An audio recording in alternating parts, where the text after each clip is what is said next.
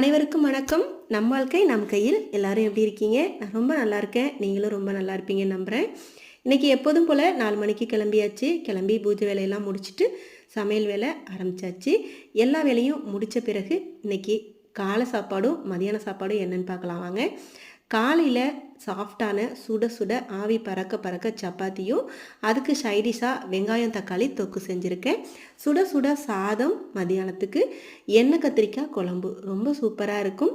கூடவே சைடிஷுக்கு பீட்ரூட் பொரியல் வேர்க்கடலையெல்லாம் போட்டு வித்தியாசமாக செஞ்சுருக்கேன். சாப்பிட்றதுக்கு ரொம்ப சூப்பராக இருக்கும். எண்ணெய் கத்திரிக்காய் குழம்பு கூட வச்சு சாப்பிடும்போது காலையில் யாசிக்கு சப்பாத்தி கொடுத்துட்டு மதியம் லஞ்சுக்கு சப்பாத்திக்கு செஞ்ச சைடிஷ்லேயே கொஞ்சம் சாதம் போட்டு கிளறியாச்சு. ஏன்னா குழம்பு ஊற்றி சாப்பிட மாட்டாங்க. அதனால் சைடிஷுக்கு முட்டை ஆம்லேட் போட்டுட்டு பீட்ரூட் பொரியல் வச்சாச்சு.